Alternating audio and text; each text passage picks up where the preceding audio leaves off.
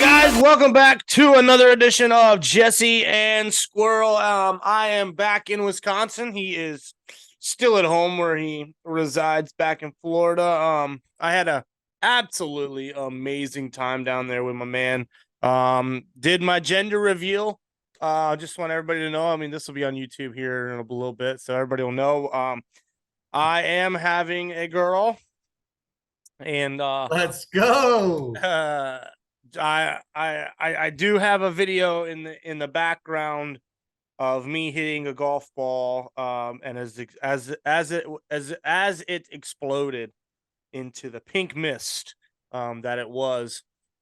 Jesse the body is in the background, got his hands up, and yes, I knew it. He was picking the girl all day long, ever since I got there on Monday, so pretty much all week. That I was having a girl, and I was like, no, and yeah, well, we're having a girl. I can't be more excited. It doesn't look like I'm so excited on the video because I threw my golf club, but it's okay. I am very excited. Yeah, I think you might have broke the driver head that you almost hit in the 70s with earlier. Yeah, almost there. But anyway, I want to thank everybody who showed up, friends, family, everyone. The cook was absolutely amazing. There was some great Who barbecue. was that guy? There was some great barbecue there, guys. I'll tell you what, if you're ever in that Central Florida area right now, if you need some straight up dankin' barbecue, you call that man Jesse the Body. He will hook you up with the platter, and I'll tell you what, bro, there was a smack your mama in the mouth kind of barbecue. I had some of my best friends told me they've never had barbecue, and they eat a lot. You know, they've never had such good barbecue, good food. It was there's chicken, chicken on the bone was amazing. So everything, we had wings and stuff, guys. So like I said, I want to thank Glen Abbey Golf Courses as well for us. Me and Jesse played a little round there in the morning. Yeah, I almost did shoot 70s. I had a few putts off. I probably could have hit 78, 79, but yeah, I was 83, 84, whatever it was. I did take down Kiefer. That was my big goal, was just to beat Kiefer. Those guys play there every day, so to be able to walk in Well, there. not only that, they hit from the red tees. Right, mean, 20, 30 yards in front of us. So anyway, I had a great time. Our team ended up me and I was playing with Stu, my other best friend. Jesse was playing with his good buddy, old Lefty McGee. So we just a stroke off of beating the old guys by one, but they did end up coming away with it as a little two-team, man. But anyway, guys, we got a lot of football I want to get to. A lot of stuff happening this past week. A lot of crazy action. Fantasy things that I want to talk to you guys about real quick before we get out of here. And I know Jesse's on his lunch. I got to get to work here in a little bit, so we're just getting this done. Tonight, Minnesota, Philly, Thursday night football, guys. Minnesota 0-1, lost to Tampa Bay last week, 20-14. And Philadelphia 1-0 with a win against New England, 25-20. Jesse, where are you here tonight, really, with this? If you're a betting man, as we know, as you was telling me, the sports book is soon, hopefully, coming down to the Florida area, coming here in the next week or so. Which, you know what, I can bet up here in Chicago, you can bet down there in Florida, man. Where it's gonna be a new world. So if you're a betting man. You're a betting man. Philadelphia, Minnesota tonight. What do you got? We've said it before throughout a couple of our podcasts. If you listen, I'm not a big believer in the Vikings this year. I feel that it's not sustainable to win what they have like 11 one-score games last year, and 9 of them were like 3 points or less. Yeah, that doesn't sustain throughout the NFL year in and year out. And if you really think about it, I mean, you're a play away from them games being the opposite. And so, you could have that 13-win record really, turn around to be an only, 4 or 5-win record if those games have one little swing the other way. And what did we watch yesterday or last week and witness that last week? Same thing, coming down to the last plays. What happens? Baker Mayfield and them go and be able to need the ball. Right. And those are the little things that I've always noticed about them and that I brought into this year. I know that the Eagles have lost a couple of key defensive players, CJ and all these guys and stuff. But if the only way the Vikings are going to win is to give Justin Jefferson 60% of the ball, I mean, he's going to need it. I would line him up in the slot. I wouldn't line him up outside. I would let him come through the middle of the field and attack, the linebackers and get in that second between that first and second zone and work that way. But man, I'll give them, they'll cover tonight for sure, but the Eagles are going to win that game. Yeah, I mean, it is the thing with like Minnesota, we've watched over years and years, as our good buddy Ryan is a huge Minnesota Vikings fan.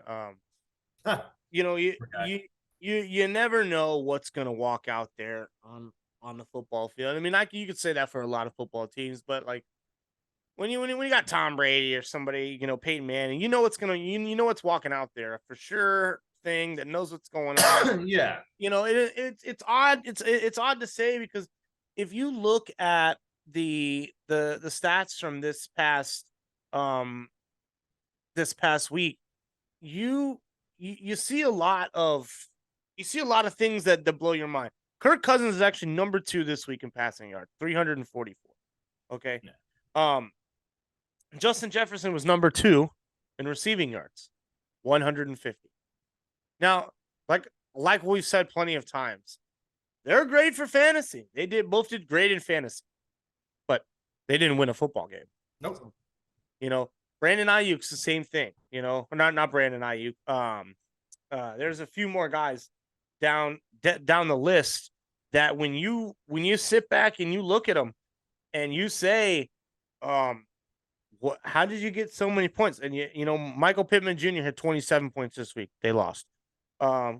Chris Olave, I believe New Orleans won as well. New Orleans squeaked out the win. Squeaked out the win. It's amazing to me how a lot of people keep saying, "Oh, these guys suck. These guys aren't doing great." Yeah, they didn't finish out and win the football game. Well, it's because it's not just Kirk Cousins and Justin Jefferson. There's a whole defensive aspect, to do with it. If they didn't stop him, it was overtime here or there, in a few of the games this week. But it's like, when you come down, like you said, to the 1-score games, which Minnesota is king of 1-score games. They have been for the last. They were last year. They have.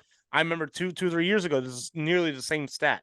But when it comes down to you having a 1-score game and you're on a bad side of that game scheme a lot, that tends to wear on you. And it comes down to the end where you're saying to yourself, "Oh, we're in a 1-score game. Are we gonna be able to get this? Or are we gonna? I mean, Kirk's here again. What's gonna go? What's gonna happen?" When you got to figure out earlier in the game, you got to put yourself in a better position to not be here. And I think Minnesota, in a whole, has themselves not in the correct play calling, and I haven't seen a lot of that play. And here's my thing with that whole situation before we go off into the next topic.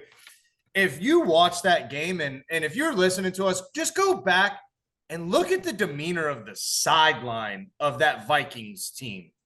And that plays a big role. You come in and you win 2, 3, 4 of these close 1-score games and you're winning them. That demeanor on that sideline is a lot different. Now you lost the first one into Tampa.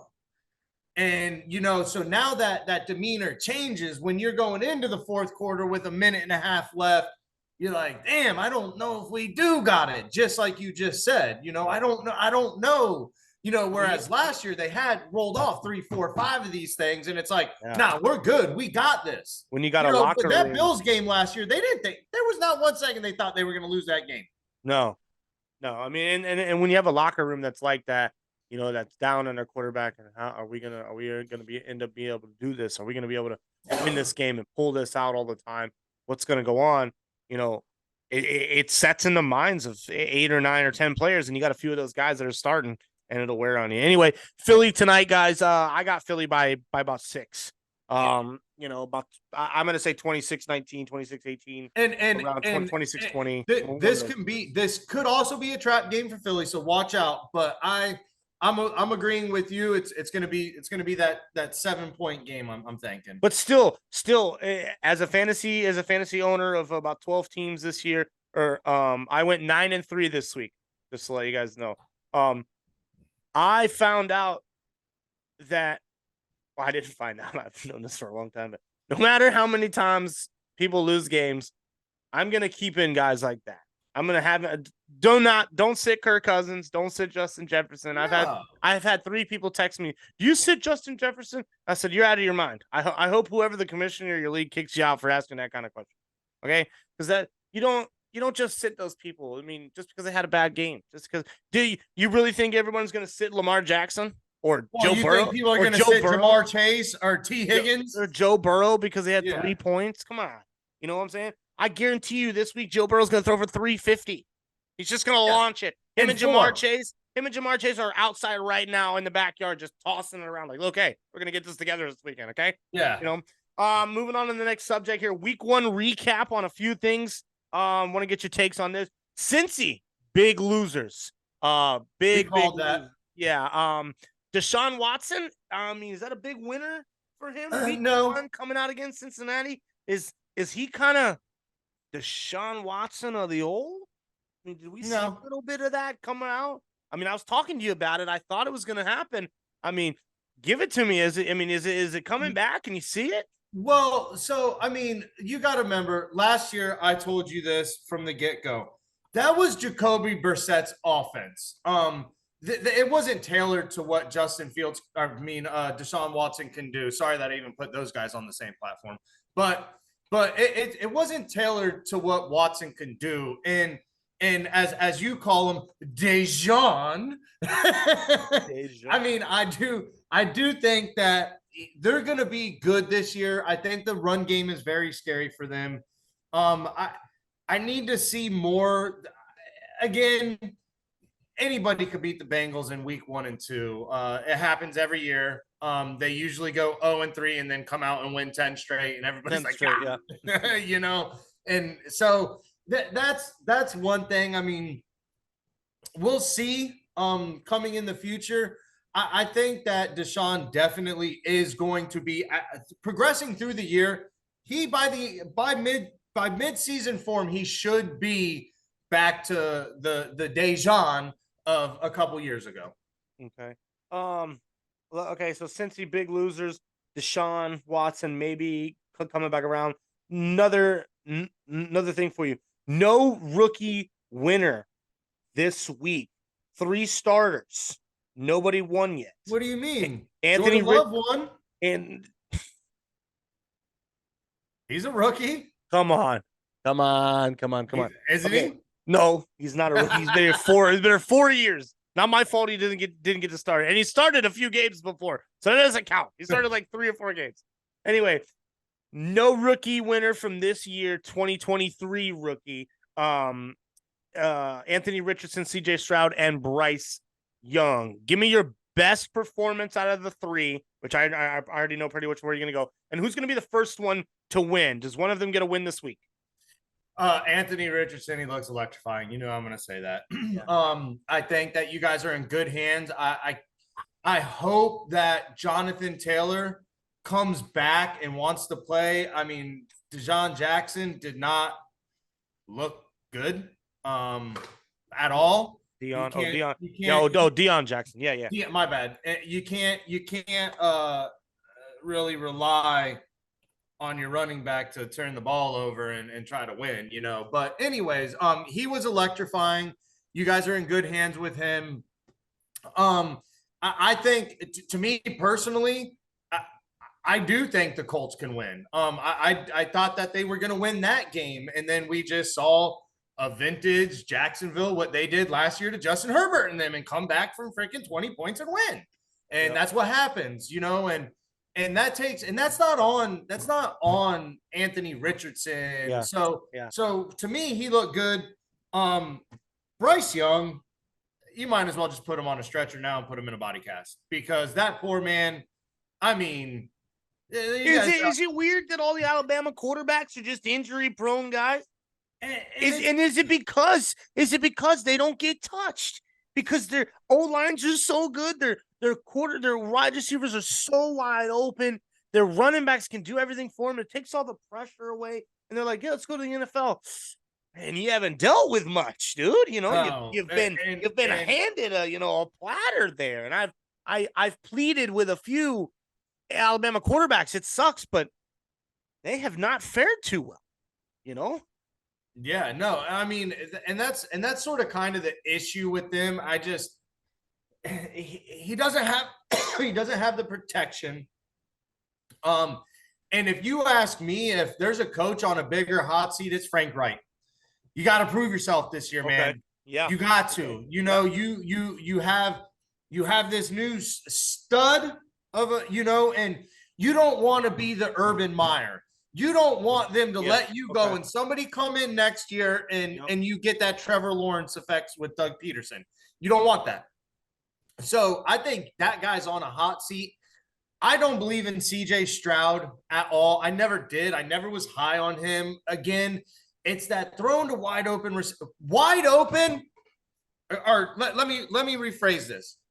Wide the ass open in college is covered in the NFL. Yep.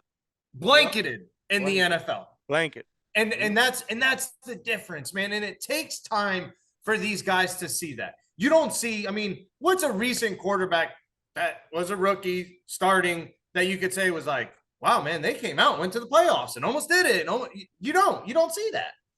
I mean, like I said, Trevor Lawrence. Joe Burrow is probably the closest one. Well, and year I mean, number 2. Well, I mean, Patrick Mahomes went year 3? Did he get to start year 3? Yeah, but I'm saying first year. Yeah, straight out of the gate. Yeah, you don't. Yeah, and so people need to tone the expectations back and this and that. But Anthony Richardson, man, I mean, watch out. Yeah. As long as he stops trying to be Josh Allen and run people over, slide, get out of bounds, tuck and roll, go learn jiu-jitsu like Tua did, do something, but don't be dumb like Josh Allen. 2 little points, and then I want to get to that little gambling, the little gambling thing. Cowboys and 49ers defense balled out this week. Which one's for real? Which one's not? I mean, or are they both for real defenses this year? I mean, you did play the Giants. 49ers played whoops, that slipped my mind. What? 49ers beat up on Pittsburgh. Excuse me. Yeah. Kenny Pickens. I actually rewatched that San Francisco game and I broke down a little bit more, delved into the defense of side of the ball. I think that was more Kenny Pickett not seeing the field. Multiple wide open guys. So do I think that, San Francisco's, they got a defense and everything, but I mean, dude, the Cowboys, man, that defense is like, and we will find out sort of kind of this, that defense is about really more, and people are like, oh, what do you mean? Zach Wilson's the QB for the Jets now. Did you forget Aaron Rodgers? Well, no, I didn't forget that, but that's my overreaction for this week. Zach Wilson outplays Dak. And I think they're going to test that defense with Cook and Breece Hall. And I think that they're going to be throwing the ball to Wilson, Garrett, just throw it up there for him. And so we'll see that test. But they look for real. We'll see. I think you got a little bit of a special teams that you got to let's give them a round of applause in Dallas for their special teams, when stuff like that happens. Same thing with the Jets. So I do think that they are a complete defense. I mean, when you watch Micah, who does he remind you of? Micah Parsons. Yeah, who does he remind you of? I mean, you can go back to like Ndamukong Suh and is he? He said it best. Lawrence Taylor. Yeah, he said it best. He goes, I don't want to be known as the best defensive player. I want to be known as the best in the NFL to ever do it. And I mean, he's trending that way. He's trending that way. Yeah. Game of the week this past week. I'm gonna put it in the world of the Chargers and the Miami game. Absolutely amazing game. 34-36 shootout. Not if you're a defensive coach. Did we just see probably one of the two of the best teams in the AFC? Pretty much. I mean, could that honestly end up in your mind being the AFC Championship game? No, because here's the thing. At the end of the day, defense wins championships. And we just talked about one, talked about two, talked about three. And both of those both NFC teams though. Well, the Jets. Okay. Well, yeah. And if they make their and I don't see that. Yeah, I know. Pump the brakes on it. But my thing is you got to be able to play defense. And when you're pretty much 40-40, there's no defensive play. There's no, in my opinion, wait until you face a team that forces you to methodically bring the ball down the field. You know, now with the Dolphins, I mean, you can't really play him in man because Tyreek's going to bust your ass over the head, over the top. And you can't really play him in zone because they got some running game. You know, so it's a little scary in that situation. I do think you might have seen the two of the best offensive teams. Now, do I think that we've seen the best teams? No, because I need you to stop somebody. You know, you look through the NFL, teams don't go out and score 40 points every week. It just doesn't happen anymore. You know, and I mean, this isn't college. And we do sort of kind of trend to that type of like game now. But I would pump the brakes on two of the best teams yet. Do I think like the Miami's probably, you know, is Tyreek gonna get that 2,000 yards this year? Maybe. But I just still don't trust in the defenses. Yeah. So I wanted to get to this thing. Here we go.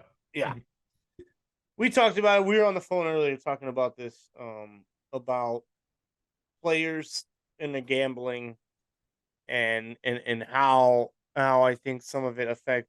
Now I'm not one, and you guys know I'm not one to bring in politics on pretty much anything because I just don't I don't like, you know, having arguments with people and stuff like that because I love everybody and some people don't agree with certain things, and it's, you know, when I'm like, hey, that doesn't sound kind of right, and they're like, well, it is right. I'm like, all right, well, you're a ding dong, so we're not real friends. We're not really friends anymore because that's just not the way the world's supposed to work, sir. And so, you know, I just don't really do it because I don't, you know, if you think a certain way, good on you. You know, I really don't care. You know, it's not going to change the way I'm doing anything anyway. But what is really getting at me, and we talked about it, is all these players getting suspended for gambling. Gambling on what? You know, what is it exactly that they have gambled on that they're in trouble for? Now, if it's like we talked about, if you're gambling, and I'm truly with this, if you gamble against your team, I believe you should be in trouble. But if, like I said, if me and you, Jesse, are professional baseball players, and I was like, man, let's put some money on the Arizona, you know, or no, let's not use those guys. Let's use I want to put money on the Colts, man. I want to put money on the Colts beating the Patriots this week. Neither one of us are NFL players. Shouldn't make a difference, right? No. What kind of insider information would you be able to get as a Major League Baseball player? Something, right? Maybe something. Maybe. And of what caliber would you be able to get enough information to make a quality bet on a sports book that outcome could more than likely come to your favor? So my thing is where I think they get bent out of shape about it is for instance, we called it that Dalvin Cook was going to be the workhorse this week for the Jets. If you were a player and you knew that, hey man, first thing out the bat, we're toting the ball with Breece Hall. Yep. I didn't see that coming. You didn't see that coming. I bet you freaking 90% of analysts didn't see that coming, or insiders. Well, that's where I think they're like, oh, well, maybe somebody on the team could have known that, and then throwing that bet, like, because there is prop bets. In a sense, people don't understand probably. I can go right, or you can, not until the 19th, hopefully, but you can go right now and say, tonight, I say the first play is going to be to Kenneth Gainwell for 72 yards. And you could bet $1,000 on that, and they would probably give you freaking what? 1,000 to 1 odds. Probably win 10 grand on your $1,000 bet. Okay. And so I'm all right. Yeah, go ahead. And that's where I think they get like that's where their qualms are coming from, which I don't get it at all either. I mean, we talked about this. I don't understand it. Okay, and I'm literally reading the NFL gambling rules right now. NFL, the first one is sports gambling allowed. Players are allowed to bet on non-NFL events with legal sports books. Non-NFL events. I'm pretty sure that's one thing he gambled on, was a non-NFL event. What's the other one? Here we go. Let me stretch this out. So the NFL, where is sports gambling? Players may not place bets from any team or league facilities, nor when they're on the road with their teams. So you're saying I'm allowed to gamble on non-NFL events with legal sports books, but I may not place a bet from any team or league facility, nor when they're on the road. So I can gamble out a season? Yeah, it makes no fucking sense. Sorry. Okay, so does this include like football squares, NCAA tournament brackets, or fantasy? NFL players are not allowed to participate in Super Bowl football squares. They can play fantasy sports with some restrictions on the type of contests and the value of prizes. So they're even slowing you down on how much you can make if you're an athlete off of these. NFL personnel may not accept prizes from any season-long fantasy contests in excess of $250. Which what is that? $10 a person playing? Come on. What do you mean? So you're saying Chuck Pagano or Dan Campbell can't play season-long fantasy where he gets to randomly draft? Why not? Makes no sense. If me and my buddies say, hey, us group of buddies, because coaches have friends, owners have friends, they'll say, hey, let's play fantasy football. We own football teams. Why not? And they all throw $1,000 in there on themselves. Because this does not say NFL players are not allowed to participate in Super Bowl square. They can play fantasy sports with some restrictions. Okay, so this doesn't say like on an app. If we did a fantasy, like me and you have our fantasy draft, just like that, and us group of guys were billionaires, and we put $1 million a piece on this thing. Mm-hmm. Who says who? Who says what? Right. Are we not allowed to do that? Because that's not like I'm using a sports book. I'm just using ESPN as a draft, as an analytical. Yeah. Thing. In the 2022 NFL gambling policy state, these prohibitions are intended to avoid any appearance. And you said it perfect earlier, like when we were on the phone about like a guy like Adam Schefter. I mean, the biggest insider in football, and it's like, is he not allowed to gamble? Is he allowed to gamble? I mean, he knows more knowledge than anybody. I mean, as far as what's in and what's out, is he allowed to gamble? So, yeah, okay. So I guess Quintez Cephas, CJ Moore, Shaka Tony, Calvin Ridley. and Josh Shaw. Jameson Williams. They said they all gamble. All of the top ones that I talked about, Calvin and all the allegedly betting on NFL games. I heard Calvin. I mean, and of course, I don't remember fully, but I thought Calvin Ridley was down visiting Coda. I thought Calvin Ridley was down visiting Florida because he wasn't playing because he was injured, visiting family. And when Florida had that week that they allowed it to test it out, he made daily fantasy bets.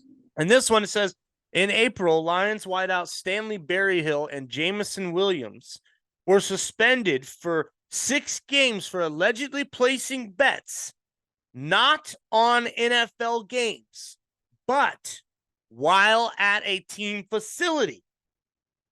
And in December, Jets wide receivers coach Miles Austin, was suspended by the league for according to his legal representatives, wagering on table games and non-NFL professional sports. Now here's the thing. This is where that's what I'm saying. Why is that? Well, here, okay. So pretty much what they got slapped on was, man, we told you not to do it in the facility. Yeah, and I guess I get that. You did it at the facility. Okay. And that's where I get like, okay, that shouldn't be allowed. I get it. Like, you can't be jacking off in freaking, the table while eating in a facility. That's against their policy, I'm sure. You can't be doing steroids in the open. I'm sure that's against policy. There's things that are probably against the policy. And so I get it. Like, okay, you went against our policy for our facility. My thing is, though, man, you could beat a dude, pummel a dude, beat a woman, punch a dude in the face on a yacht because you were drunk, and you think that you're Tyreek Hill or what? I'm sorry, I should have said, but it's like, you can't, you do these guys. I mean, Alvin Kamara is suspended 4 games. Yeah. You suspended Calvin Ridley for over a year.